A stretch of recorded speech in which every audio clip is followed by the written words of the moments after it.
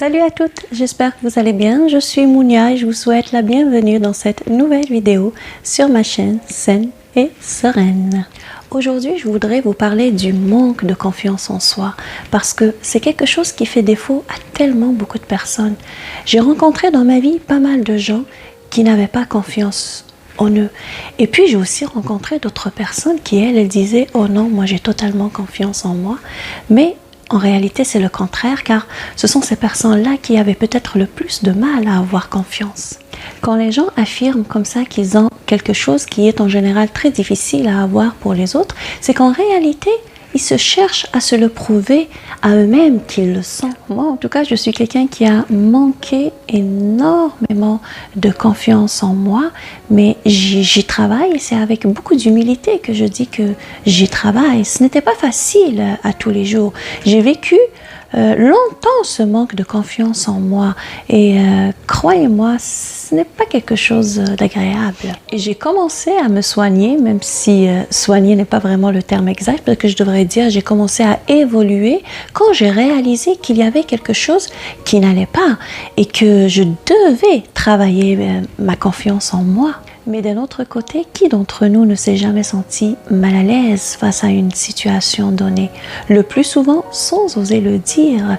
Et dans les projets personnels et professionnels, se sont retrouvés arrêtés, stagnés, paralysés et même abandonnés. La confiance en soi n'est pas innée, elle s'acquiert.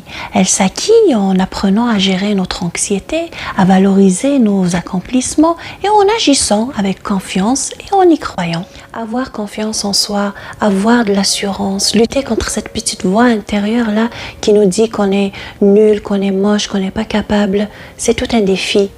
Pas facile à relever pour avoir une vie meilleure, pour vivre comme on le mérite. Puis la question qu'on va se poser, d'où émerge la confiance en soi et qu'est-ce qu'on peut faire pour l'améliorer?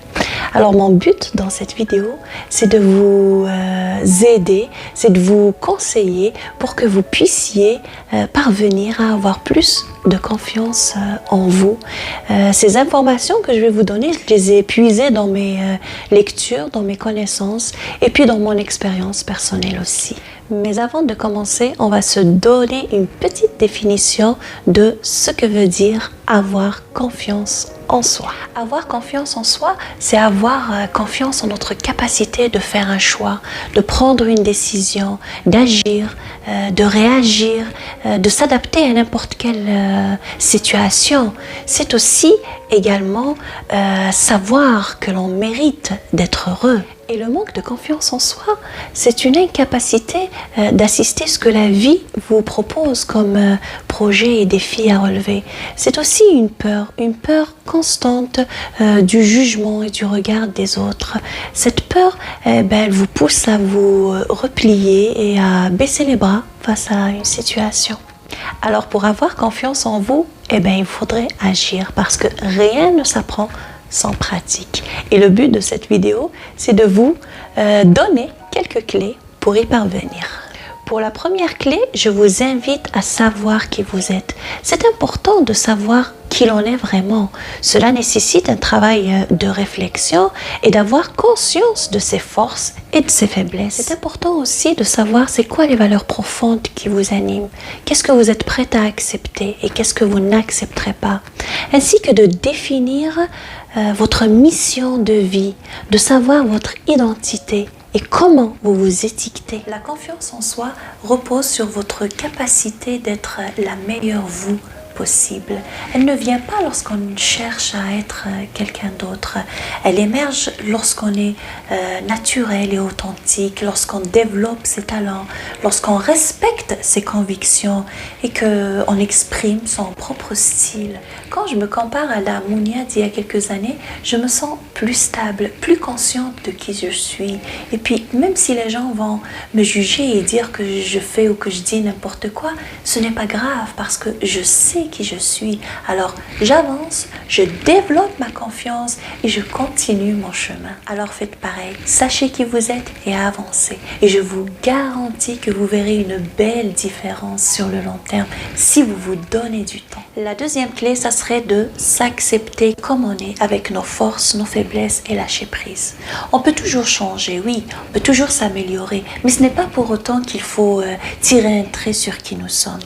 S'accepter comme on est, c'est aussi s'aimer comme on est, avec toutes nos imperfections. Et c'est ça qui va automatiquement booster notre amour-propre, donc notre confiance en soi. Mais attention, s'accepter comme on est ne signifie pas rester avec des comportements toxiques et dérangeants. Par exemple, je suis nerveuse, je m'accepte comme je suis jalouse, je m'accepte comme je suis.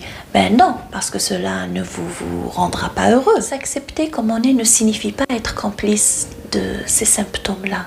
Il faut accepter ce qu'on ne peut changer et modifier ce qui peut l'être. Et avoir la sagesse de distinguer l'un de l'autre. Oui, ce n'est pas facile et ça peut demander beaucoup de travail en soi. Mais c'est quelque chose qui est faisable et si vous le voulez, ben c'est sûr que vous y arriverez. La troisième clé maintenant pour améliorer notre confiance en soi, ça serait d'arrêter de se comparer. Vous savez, on rêve peut-être secrètement d'avoir le physique d'une belle actrice américaine, d'avoir la belle maison de notre ami ou la grosse voiture de notre collègue, mais il faut arrêter de se comparer aux autres à tout prix. D'abord parce que cela nous dévalorise en le faisant, mais aussi parce que nous n'avons pas une vue d'ensemble, une vision d'ensemble. La comparaison ne porte que sur quelques points précis. J'ai cité ici le physique, la maison, la voiture, mais on ne sait pas qu'est-ce qui se passe dans leur tête, qu'est-ce qui se passe dans leur cœur, comment ils sont en train de vivre, est-ce qu'ils sont heureux dans leur couple, dans leur vie. On ne le sait pas, on n'en a aucune idée. En relativisant et en ayant une vie d'ensemble, ben, on se rend compte que la vie des autres n'est pas forcément meilleure que la nôtre. Alors plutôt que de concentrer notre énergie à idéaliser la vie des autres, concentrons-nous sur la nôtre. Après tout, ben, elle n'est pas si mal la nôtre. Hein? La quatrième clé, ça serait de se fixer des petits défis, des petits challenges qui seront faciles et rapides à réaliser. Selon moi, c'est vraiment l'un des meilleurs moyens pour booster sa confiance en soi. Mais je parle vraiment de petits défis, comme par exemple juste faire 5 minutes de cardio par jour si vous n'êtes pas trop sport, ou 5-10 minutes de lecture si vous n'êtes pas trop lecture, 5-10 minutes de ménage si vous n'êtes pas trop ménage aussi. En réalisant ces challenges, vous allez sélectionner rapidement des succès, ce qui va gonfler votre ego.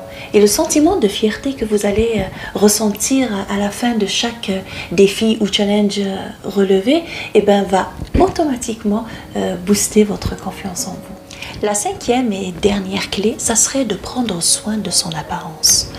On l'oublie souvent, mais en prenant soin de notre apparence physique, eh ben, on a une meilleure confiance en soi, quand cela ne tourne pas à l'obsession, bien sûr.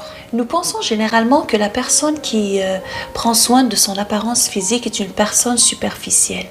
Mais croyez-moi, l'esthétique et le bien-être mental ne sont pas du tout séparés.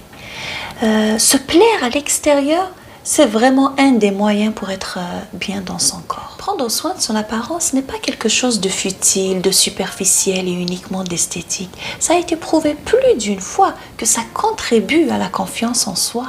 Résumons alors ensemble maintenant les 5 clés qu'on a vues. La première, c'est de savoir qui vous êtes. La deuxième, c'est de vous accepter tel que vous êtes. La troisième, c'est de ne pas vous comparer aux autres. La quatrième, ça serait de vous fixer des petits défis, des petits challenges. Et la cinquième et dernière clé, ça serait de soigner votre apparence. Me voici parvenue à la fin de cette vidéo. Si elle vous a inspiré, alors partagez-la autour de vous et aimez-la. Les clés que j'ai citées aujourd'hui, c'est vraiment des clés qui ont fait une belle différence dans ma vie. J'espère qu'elles feront de même dans la vôtre.